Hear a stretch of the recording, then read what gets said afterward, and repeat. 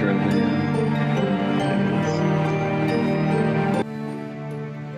Welcome, everybody. And I apologize for all of these. There we go. Welcome, everybody.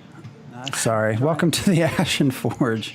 Sorry, I had to do a real quick change of video screens because it's been a while and Skype was not wanting to cooperate with OBS.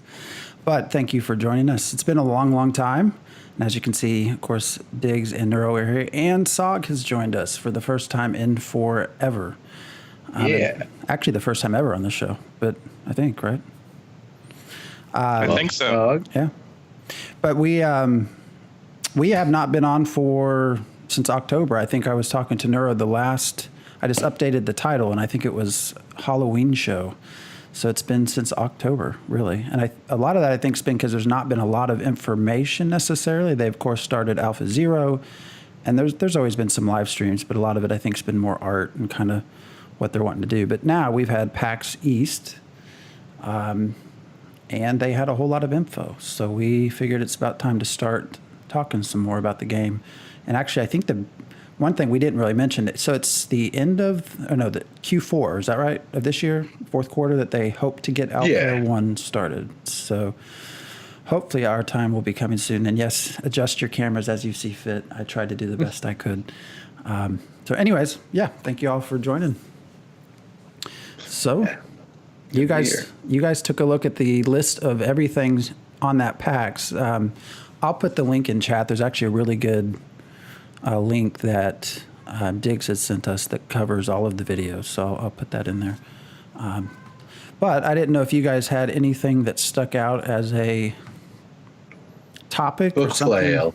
I like the enchanted book flail. That was interesting. I can't think of any game that's actually has anything like that. It's one of those things you think of assassins with, concealed weapons, daggers hidden in things, etc. You never think of the, pious priestly person who has a, kind of a mysterious heavy duty chain on the giant tome they carry around. And, oh, wait, no, when they swing it around, it turns into a freaking holy light flail and they can bash things with it. Like, that's great. I'd love to see that. Mm-hmm. Certainly an interesting idea. I would like to see more utility with some of the classes that would use sort of books. I mean, that you're so used to a staff or maybe a real small sword or dagger, but to actually be able to pull out a book would be kind of cool. My question would be is if you're actually casting a spell, do you have to pull that book back and open it up? So as you're casting, can you not be swinging it? Maybe, or it's the sort of thing where you're able to channel certain magics out of it that you wouldn't otherwise be able to cast when you're using it as a weapon. Could be fun, interesting stuff like that. Yeah, who gets to dual wield a grimoire and a sword, or grimoire and a dagger? I mean, I could see a storybook and a sword if you're a bard because you're doing the whole storytelling while battling thing. Or maybe you're telling your own story, right? Yeah, there's that too. I mean, I figured there'd be multiple layers to it. Like part of it would be, retelling the story of some old battle, and then while that's going on, like it's helping encourage everybody, or just like, being like the minstrel talking about what's going on in the moment and having that be part of the buff. That's real interesting to me. Both Bard and Summoner were talked about a lot, which were both high on my list, so I'm really excited to see how the crossovers of the two are going to work together. Mm-hmm.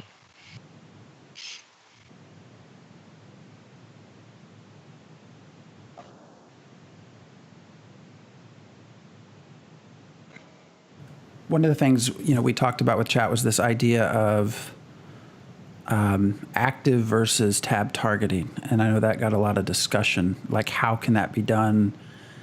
Does it make sense? How do you balance that? And this is where I know Sog's going to have some things to say.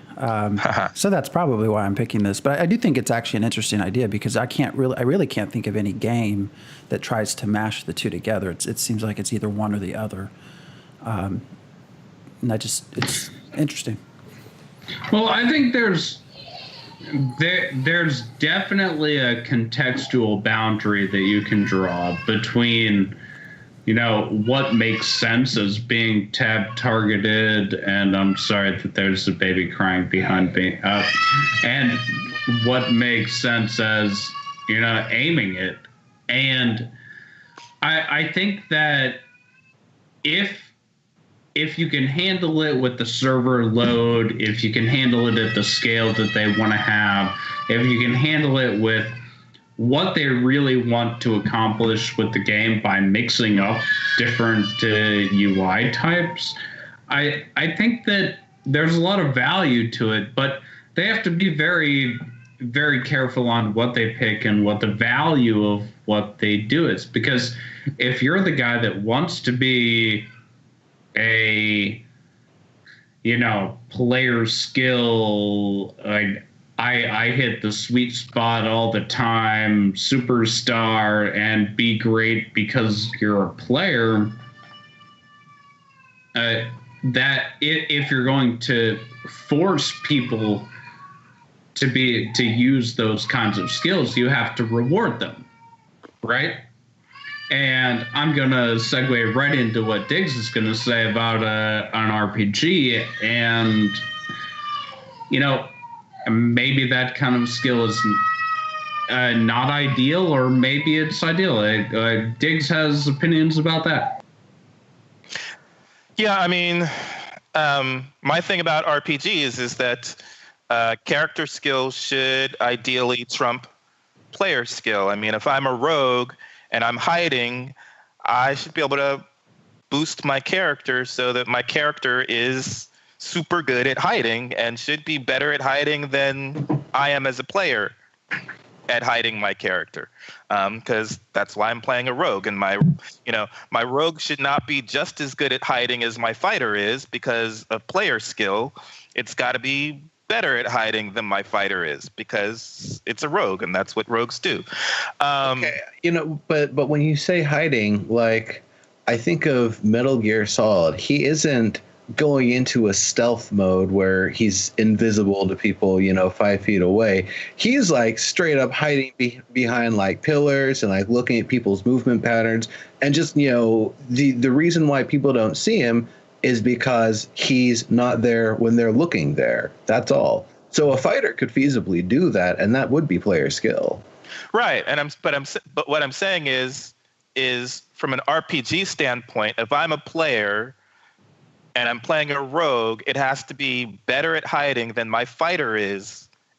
I need to be able to use character skills and stats to boost up my rogue so that it's a super hider rather than my rogue depending on my player and being limited to my player skill. That's what I'm saying.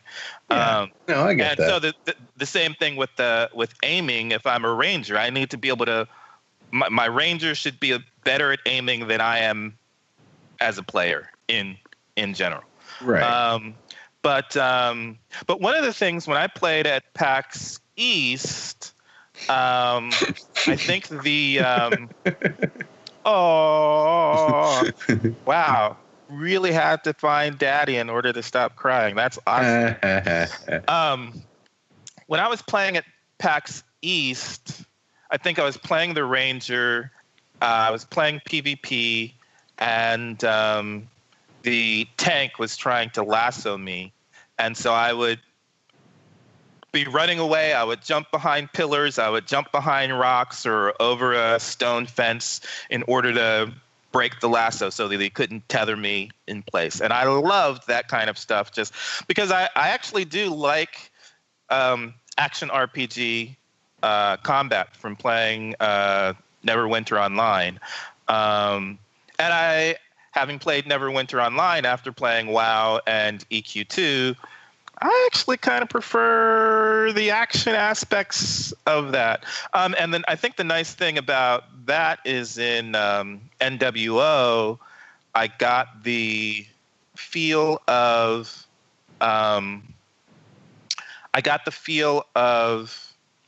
my character being able to aim and have a boost from aiming through the target reticles. What do we call those? The reticles that are on the AOE reticles. And so if I felt like I really should be able to hit something, or my character needed to be better at aiming than I am, I would use an AOE and feel like that did the job, or move the AOE reticle where I wanted. And that made me feel like I was doing that job differently than tab target. And I think Sag had kind of mentioned something when we were chatting earlier that had me thinking, I don't know how I would feel if, again, having played Neverwinter Online, if I'm hiding behind a rock, if I have cover and I'm still getting hit anyway. I mean, I guess we could have magic missiles going through. Maybe all of the Rangers' arrows are magic, so they're going through. Well, I don't know. Oh, Indeed. Oh, you have things to say, young lady. But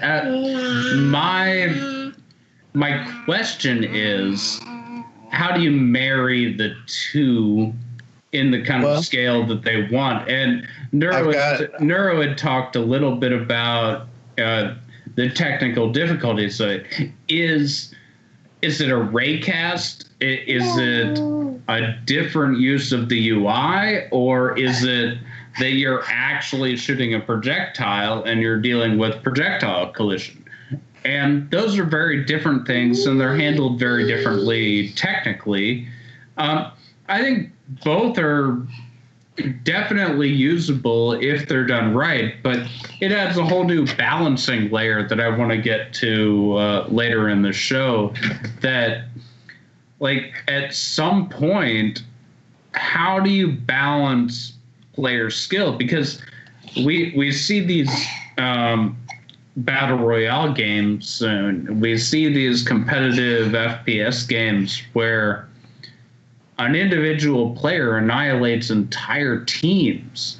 But to me, it's a little anti-RPG for one human player to be so good at the game that they just. But is it something they're doing? Are they doing it consistently, or are they clutching the moment? I remember playing Legends of Might and Magic back in the day. It was we called our groups clans. Had a big matches, a big old clan war, part of a little tournament we were doing. Everyone else on the team died real fast. Nobody had even found me, and I systematically tear apart the entire enemy team strategically, one by one, with the default weapon. Didn't take a single point of damage the entire time. I can't do that consistently. I can't do that consistently, but I did it that one time, and it looked amazing. Yeah, as an example, today on stream, Shroud Shroud, PUBG, Cloud9, lands at school and kills like 7 people with 15 rounds or something like that. But for him, he's like, that level of professionalism is 100% due to the human operator, not the game. So the question becomes, do we want the human operator to be the key element, or do we want it to be a game? Like, I play Candyland with my kids. Like, there is no way for me to manipulate the results of Candyland. The new version of Candyland is spinning a wheel. The old version is you draw a card. Unless I cheat, I cannot manipulate the result of the Candyland game, right? So a game like PUBG, a game like Fortnite is 100%. It's 80% skill, 20% knowledge, because at the top level, everyone has the knowledge, and then it becomes 100% skill. But there's knowledge and skill. I don't mind knowledge being an issue in a game. Like, you don't know what to do or you make a wrong decision, then you fail. But if we're talking about an RPG, I'd kind of like to just not be owned by people who don't have children pulling their headphones. I also think that with PUBG, the time to kill is going to be incredibly fast compared to PvP in most RPGs. Like, even in WoW, like the highest level rogue trying to gank me in the field, and they never could because I had too much hit points, too much defense, but they'd try. And, it's one of those things where if the situation was such that every single time a rogue will always kill somebody, defenselessly, instantaneously, and no other class can do that, then basically rogues are playing PUBG and everyone else is playing WoW. But that wasn't the case. So I think the time to kill is definitely something to consider with something like this. Now, one of the things that I was thinking about while we've been talking here is with something like this, I could see there actually being kind of a fun emphasis on equipment that comes from going to active versus tab targeting. And what that would be is that you have a higher chance that you can potentially miss, but you also have a higher chance that now instead of just a generic damage, you have hitboxes. You can actually hit people in the head, hit people in the legs, hit people in the arms, try to disarm them by hitting them with a weapon. That's the sort of thing that I think would be interesting. It's not that you wouldn't necessarily be able to do that or potentially command your character to do that as their emphasis in a tab targeting sort of system. It's just it would be a lot more active to control if you're actually aiming things. Now, this is going back to a system that I thought about like over a decade ago. The idea of using something like, say, the number pad or the F keys or something to be able to choose what part of the body you're targeting while using a tab targeting system, that would give you the ability to give the increased damage potential for decreased hit chance if you're just going for headshots. If you're a boxer and it's like, all right, I can just beat this guy, I can sustain his damage, I'm just going to go for haymakers and just try to, throw heavy punches to the head. That could be your strategy. Likewise, it could be their strategy to, try to set up all of their active defenses, trying to dodge and slip everything they possibly can, any timed punches or whatever. And, they don't really care as much about the targeting so much as defense and then hitting whatever they'll hit. So they don't even designate a target. That's the sort of thing that I could see being a factor is hitbox versus and the ability to target multiple hitboxes as you need to, compared to just attack the character and whatever happens. Yeah, but again, for an RPG, you should be relying fairly heavily on the stats and like dex of the character itself, and it's kind of getting really convoluted and heavy on the player skill side. If it's the player who's constantly actively deciding on where things are being hit. I mean, okay, I'll give you this. My warrior is going to want to. I'm going to want to have enough dex and skill and training as a warrior that, again, my warrior should be better at hitting people where they need to be hit than I am as a player. Here's a better example. I'm a wizard. I have a fireball with a giant radius. There's no ability with tab targeting for me to say, average the distance between those schmoes in front of me and spike it on the ground. But if I take myself into active targeting, I can target that myself. That's the sort of thing. That's another sort of thing I'd really like to be able to see. Okay, yeah, but that's a different conceptually, because that says that there are some abilities that will need to be area or directionally instigated, not players can choose. Well, it's going to be players can choose which ability does what, and so the action player is going to be able to choose free aim for that kind of stuff, and the tab target player is going to be able to choose the ability that uses tab target. They're going to be different abilities rather than toggling on and off the same ability. But one of the things also at PAX East, when I talked to a few people there who really liked the combat at that time because one had a messed up hand, and so his dexterity was off. And another person, I think, felt like they were just old, and so their dexterity was off. And they were very happy with the feel of combat for Ashes of Creation at PAX East. And I did have, shortly thereafter, a few conversations in the forums with people who were saying, yeah, if I'm playing this game, I need something where it's not so action-oriented and not so Twitch, because I have a disability and I'm not able to do Twitch. And those people still want to be able to play RPGs. So having something that helps them along, I think, is good. I think the big thing, though, like you've been saying, Sog, which is, getting back to where we were when we first started this show, is thinking about can they pull it off? Can they pull off the balance? Because the game design sounds great.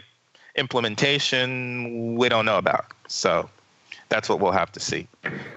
In my opinion, thinking about this adds a whole new level of complexity to everything, right? Like, so the only way I can imagine that you handle it, I do. Programming is my job now. Like, I'm imagining this from a programming perspective. An ability needs to be a tab targeted, or target directed ability with a guaranteed hit, or percentage hit, or it has to be an area effect spell where you target an area of terrain and something happens. Or, yes, nothing's coming out of those headphones.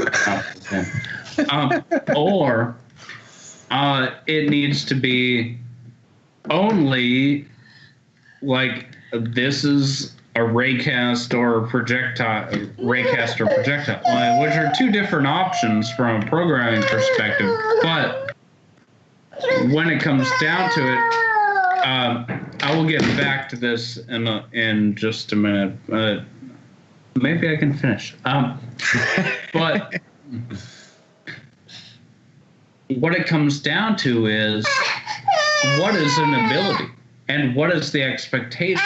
And you can't mix and match. You can't say, well, sometimes this is a targeted ability, or sometimes this is an automatic hit ability. Like, no, it can't be. And those targeted abilities probably need a little bit more scaling based on stats and stuff like that. Like, I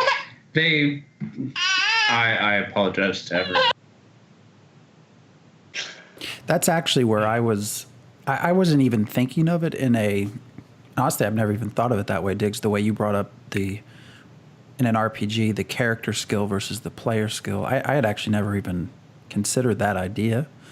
That's interesting in and of itself. When I saw that transcript and it mentioned a combination of action and tab targeting, my first thought was, how do they balance this? Because, it's not like this is just a PvE game where it's not really going to matter. It's also not an esports game necessarily yet, but in the middle of all that, there's going to be huge pitched fights and battles.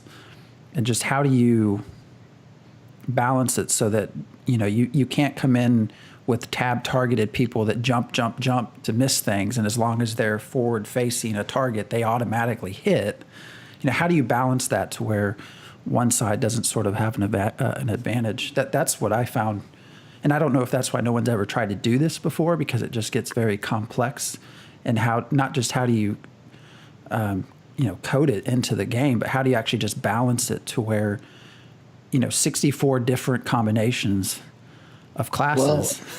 How do you balance that? How do you pick which? There was a quote later, and it talked about, even things like crowd control. Like, how do you balance that? Do you make all crowd control tab target? Do you make some of it? Just how do you go about doing that? Here's something, like, if you really want it to be simple with it, it's whatever is in the reticle is your target, and if nothing's in the reticle but you still use the attack, it's whatever the next closest target is to the reticle, and it's just an automatic, it's just a different way to auto target. It wouldn't really be that different, to be perfectly honest, to do it that way. It's almost more just a UI change. It's similar to, for Smite players, a Neath ultimate attack. So Smite is a limited targeting game. So it's 2D targeting. You can't target on the y-axis. You can only target on the x-axis, right? So in Smite, there are certain ultimate abilities where you line it up left and right, and if you're not on one, it will hit the next one. But there are skill shots which are wide line abilities. It's not like trying to make sure a bullet hits. It's like trying to make sure something like the width of the body of a character model hits. Yeah, and it's like the arrow and the whoosh effect surrounding the arrow is the entire projectile or whatever. Yeah, the only things that are really tiny projectiles are in Smite are, they basically kill you, right? But that's because in Smite, even though it's a MOBA, they value decision making and progression via item buying and leveling up more than whether or not you actually hit somebody, right? And that's exactly what we're talking about. So even though Smite is a MOBA, and the same could be applied to League of Legends, right? So it's about decision making, and it's about ensuring that you're leveling up. It's about ensuring that you're buying the right items when you have the gold to buy those items, and then you gain a distinct advantage against your opponents. So what we're talking about is something that has made these popular MOBAs great. And we just haven't thought about it in the terms of an MMORPG where, there's a skill level, and the skill level becomes, when you have the chance to use that ability, it hits, or when you, you don't just mess it up, right? It's basically you don't mess it up. It's not like you have to be a superstar to hit it. Like, you just don't mess it up. Yeah. But and in your other time, you're capitalizing on every moment. Like, you're gaining every little bit of experience and every little bit of gold. But that's in a competitive atmosphere, which AOC, I don't think.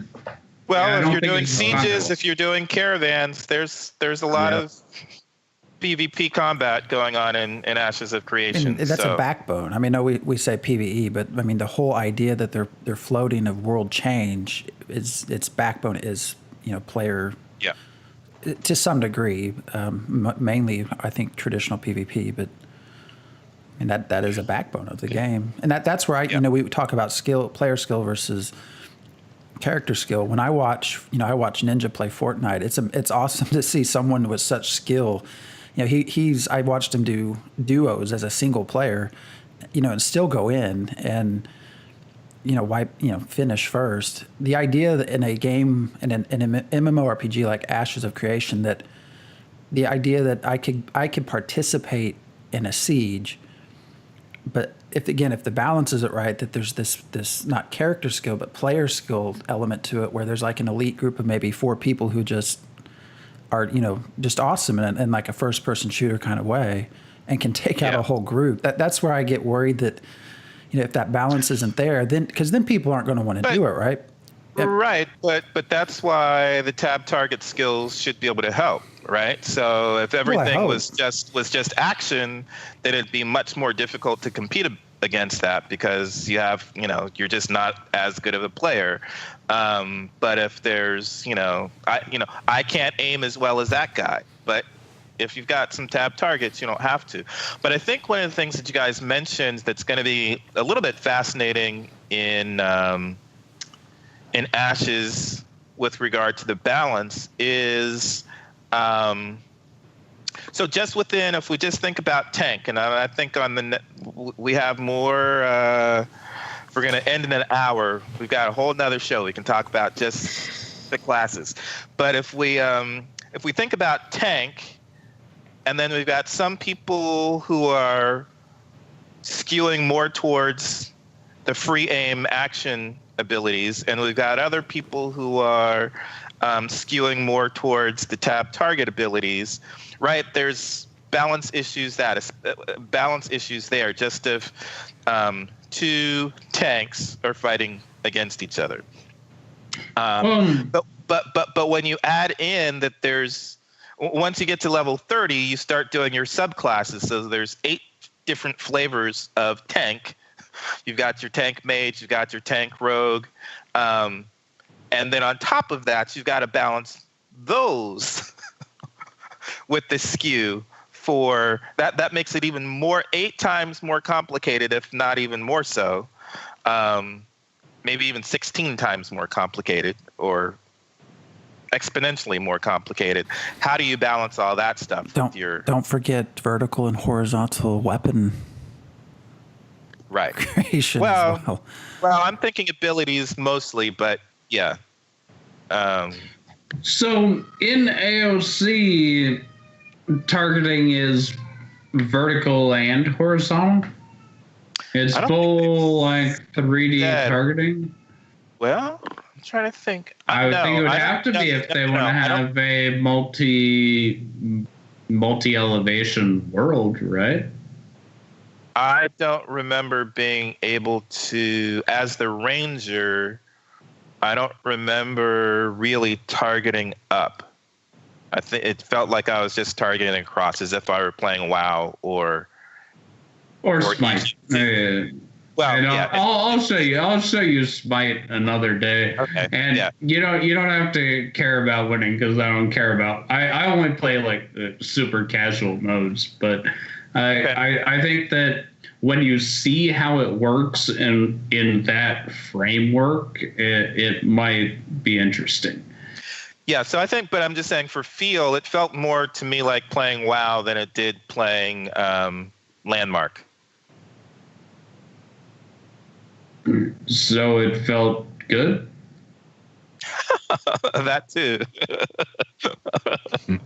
But so as we get into classes, and I am super excited about a tanking conversation, because, and I'm going to bring up Smite in that too, because in Smite, and I'm going to start this off, and I said it in our text chat, that tanking isn't about mitigation first. It's about attracting aggression first. So what tanking is, the fundamental of tanking is getting people to hit you. So in WoW, that's codified. Its threat is an actual variable in the game. Like, you need to just make sure that you're at the top of the threat table, and different abilities add threat, and enemies attack who has the highest threat. In Smite, it's all PvP.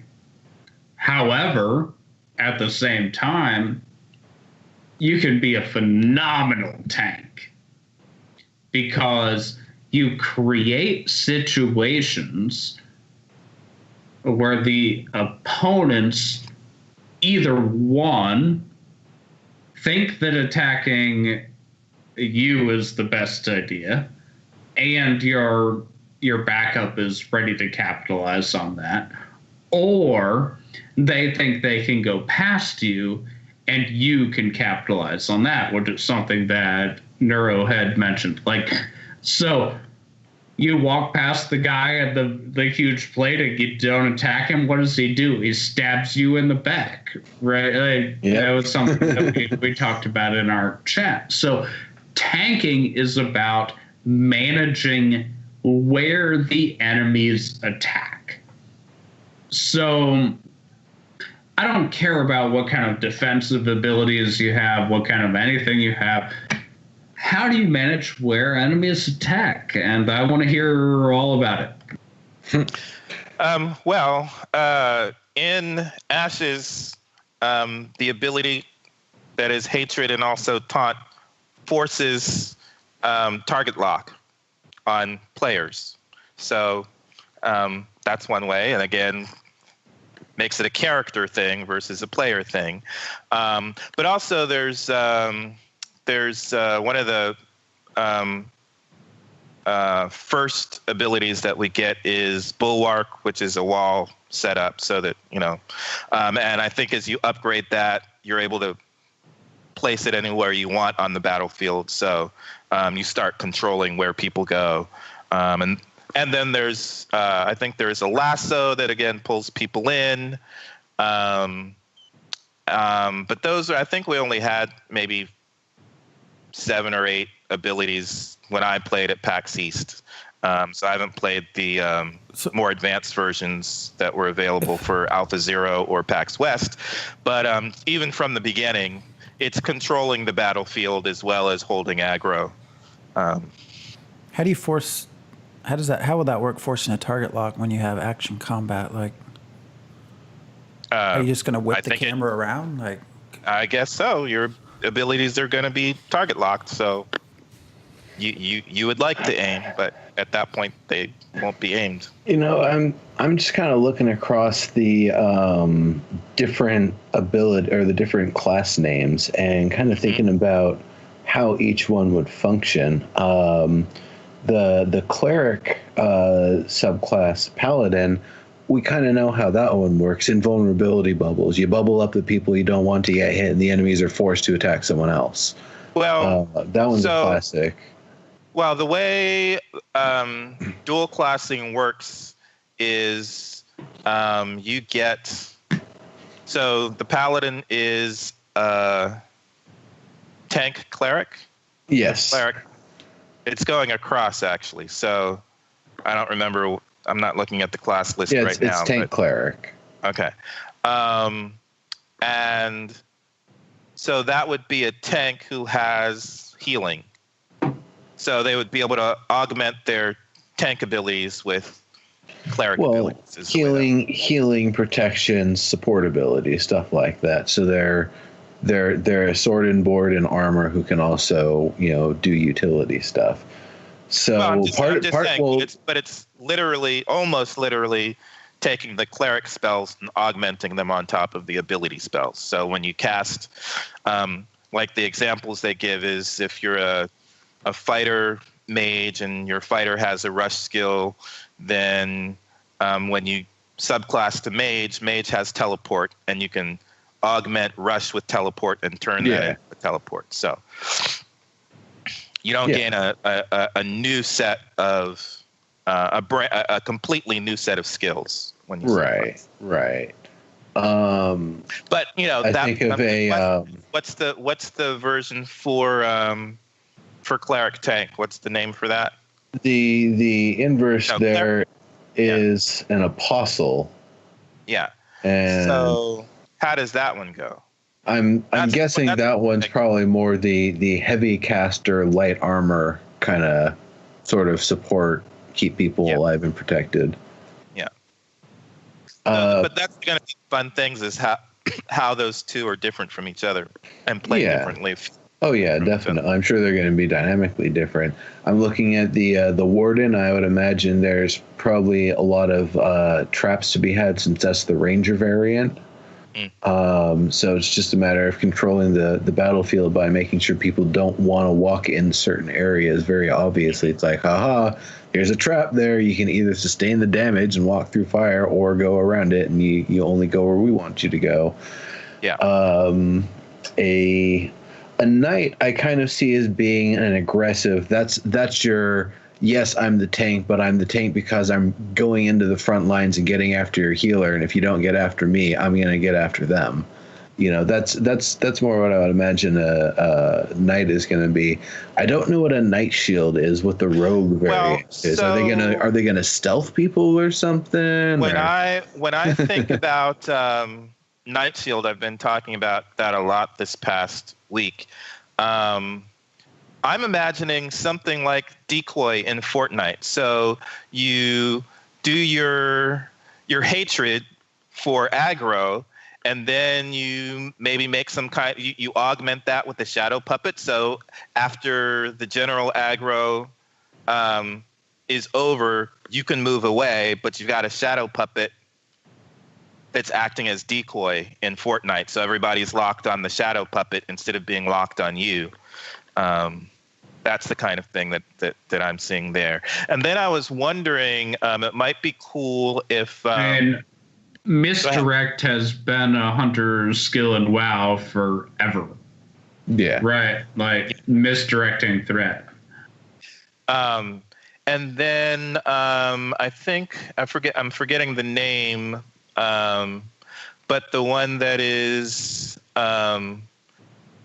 the rogue summoner or summoner rogue, I think I was thinking about summoner rogue, where because so one cool thing. Shadowmancer.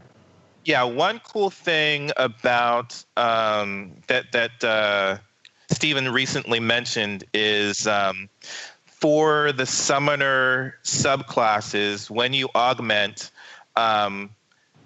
some of those subclasses will be summoning multiple pets. Some will switch to only being able to summon one very powerful pet. And then others may not even be summoning pets at all anymore. They might be summoning energies or... Oh, yeah. I would imagine a summoner, bard, and enchanter is doing just that. And so I was thinking that Shadowmancer might summon like a shadow cloud, a cloud of darkness. And part of that, I wonder how that would affect a necromancer's skeletal pets. Like, does the Shroud of Darkness give boost the abilities or stats of skeletons or undead that's in that area? Heal over time. I hope we get that kind of synergy going. Yeah, and part of it, I guess, speaking of tank, but this would be for you mentioned summoner. Did you? I assume you also saw where they talked about there was a question if you put eight summoners together, could you create some massive.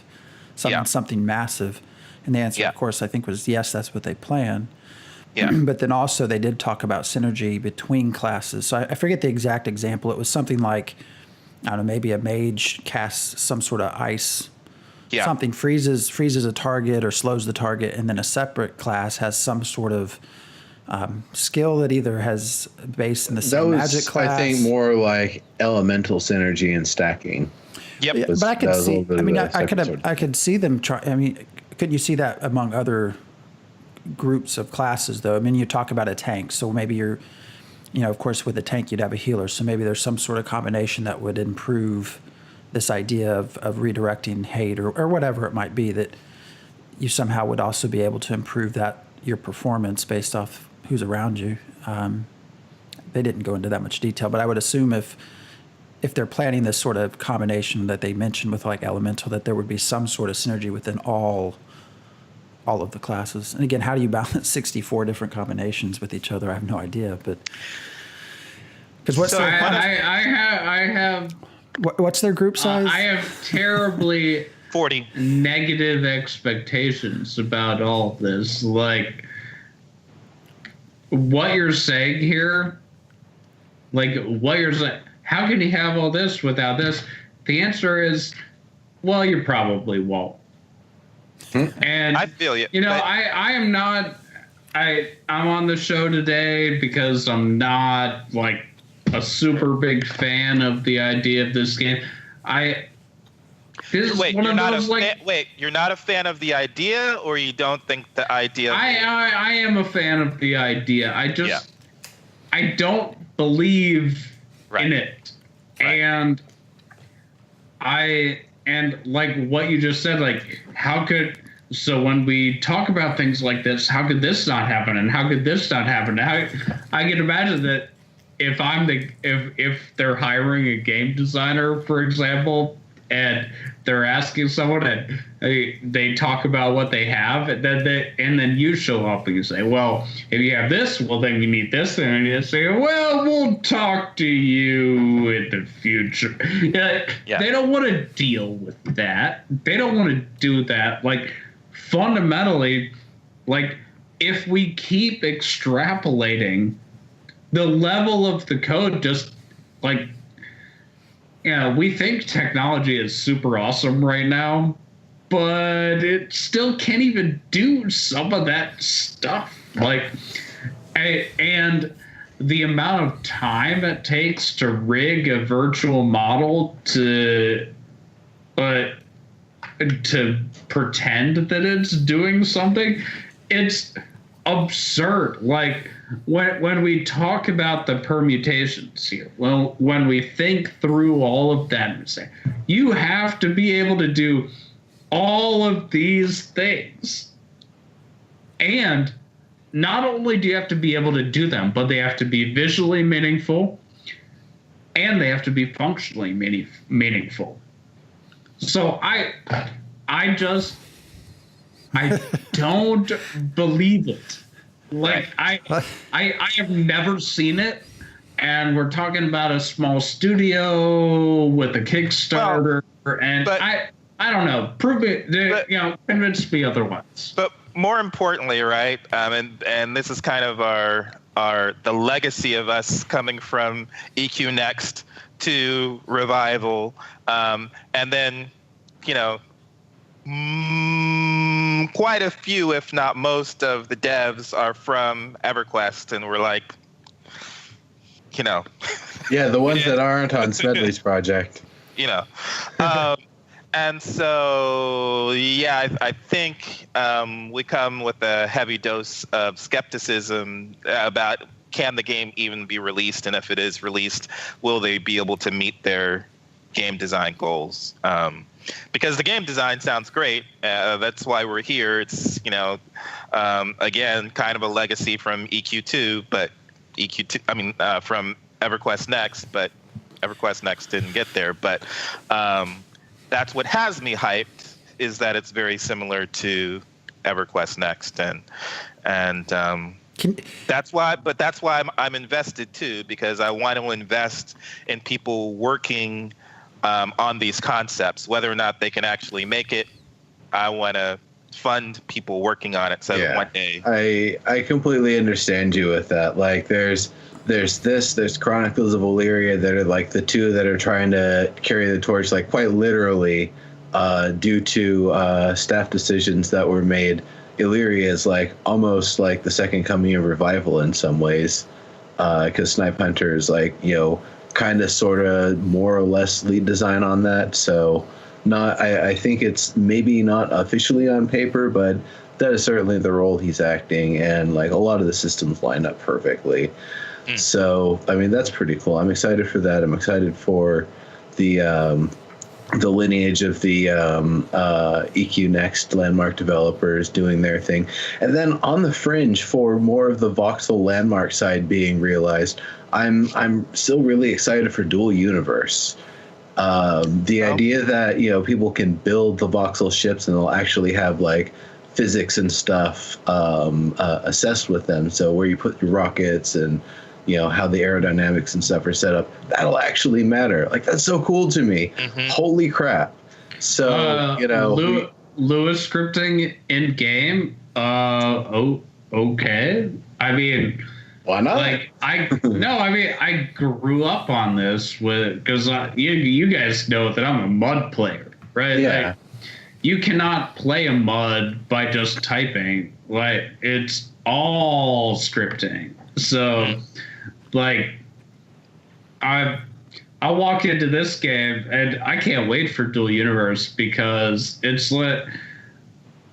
I'm going to have a role. I'm not going to be the idea guy. I'm going to be an implementation guy. And, a lot of the guys from Landmark are old Landmark players like Pantera and Metallic, all the Metallical, all those guys are like super excited for this game. And I think that's worth a shot. But like right now we're talking about Ashes of Creation, which is the other side of it. Like that level of AI, that level of world control, that level of community, that a building game isn't, right? But you could take aspects from a building game and pull them in. So with Ashes of Creation, so we talk about like how does the class work, how does this work, how does that work? The other big question that I brought up today was how do you communicate? And does that need to be an entirely different show? Because we don't have time to get into it tonight. I don't think we're going to have to wrap up, but I definitely want to have that discussion. Yeah, that was a fascinating point, and we just got a glimpse of it tonight with the baby coming in, and how do you deal with that when you're trying to, in the middle of a raid, in the middle of a group, in the middle of a siege? So let's say I have the most powerful on paper character, and my daughter refuses to be consoled by anyone but me. And when she sits in my lap, she wants to bang on my keyboard. That's the opposite of, like, the result is the opposite of what happens. Gamepad support.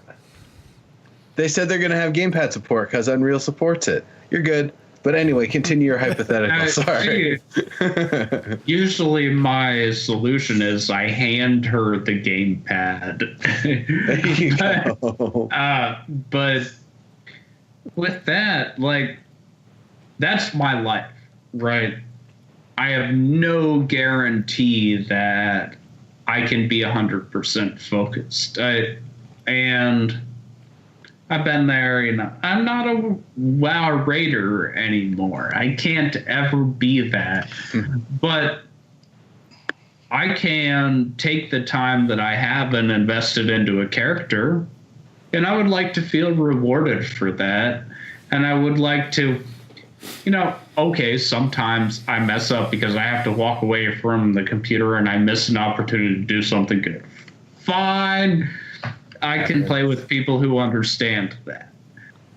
That's great. I'm not trying to be the best player in the world. I'm trying to just, have fun with people and play a game. But if I just plain can't play, if that happens, I don't care anymore. This idea of communication, just with the synergy part, and it is a whole nother show, but that conversation came up as we were in my mind as we were talking about that, because I got thinking, if say you are in a raid group, or even just a collection of people raiding a caravan or defending a caravan or something, I don't know, 8 people, with this idea of synergy is how do you communicate? So let's just say you're in a raid and the tank or there's a ranger and there's a mage, and they've got this wonderful idea that mage is going to cast some sort of frost spell, and that allows the ranger to do 3 times more damage with a certain type of attack. But that's not communicated to the other 38 people, and someone else throws off something that's like a fire spell that negates the ice part after the mage has already done that, and then the ranger doesn't get any benefit. It's like how do you manage, even communication-wise, this idea of synergy and gameplay it's already hard enough in like World of Warcraft to get, 10 people to not stand in the circle. How do you get 40 to know exactly what spell or what thing is going to be cast at a certain time so that you can maximize, your output, your damage or whatever? It's just, I hope it works. This is all really neat ideas. It's just, wow. How do you do that? What time are we ending? Oh, we started a little late, so. Yeah, no, I'm just saying, do we have a half hour or do we have 10 minutes? Probably about 10 minutes, I would think. Okay. Because I want to go into more depth on this at a later date, but because I've been talking about tanking and raiding a lot this past week. One, I love the fact that the kids who were playing 20 years ago are now family people of their own. They've got kids of their own. And like you said, the WoW raiders of, yesteryear are now kind of stuck because they don't have time for that anymore. But when I think about that, one of the things that we were talking about, discussions, debates that we had this week on a tank thread was the Guardian, that is the tank dual class, is going to, of course, have to be the main tank in raids, top end raids, because they're the tankiest tank. I'm like, but I don't think that can be the case because we can no longer wait around for. One, the raids in Ashes are not going to be static where they're lasting for years and you just wait 2 hours and you go out to raid because that's the only thing to do at endgame. You're going out to raid because there's a dragon that's, going to destroy your city if you don't take it out, or it's a winter dragon and so winter is lasting longer, so Phantom can't grow his crops and it's going to impede trade. You've got to destroy the dragon. You're not waiting around for weeks for the optimal configuration of 40-man raid to come along. You've got to grab who was there at the time and go. If your main tank has a kid and has to walk away, you can't be like, oh, okay, we're going to wait another half hour until. I hate the idea that there's a main tank. I really hope that it's multiple heavies that are holding the line, trying to keep it at bay, keep it contained, and right. Should it come to the big fire breath attack or whatever, they would be the ones to hide behind their shields and try to do the most to mitigate the damage coming to everyone else, or be the focus points for defensive spells and stuff that are going to try to nullify any breath going past it. Just as an example. And it might very well be that, it'd be nice to have a Guardian. They've got the highest hit points. They have, the most damage mitigation bonuses. But elemental damage, Wizard sort of, they said, Wizards would be better fighting Wizards with Cloth because apparently heavier armors is weaker to magic in some way. So I could see the need where, when it comes to the biting phase, you've got your more heavy armor dudes, but then when it comes to more of the breath phase, your spell sword steps up, or your spell shield rather, they step up and they use their super breath resistance ability or whatever, elemental resistance, and they end up taking the brunt of it and just mitigating 99% of it. That's the sort of stuff that I really hope to see. So then not just one main tank though. That's the one thing I hate, because the other side effect of that is it also means the main tank is the person that's always going to get the best loot, period, and it just leads to bad juju when it comes to trying to loot your entire group or gear up rather. Yeah, and it should be, I would think, that if you have a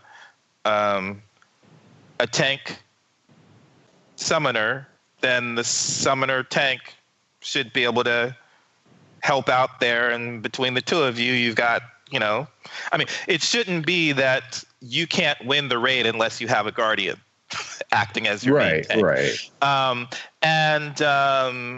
And again, I'd like to get into this more in depth at a later time, but raiding is going to be fundamentally different because, again, when a siege is coming up, when you're protecting a caravan, you're going to be banding together in raids more because you have more to do. And those are going to be the same people that are going out to raid in PvE.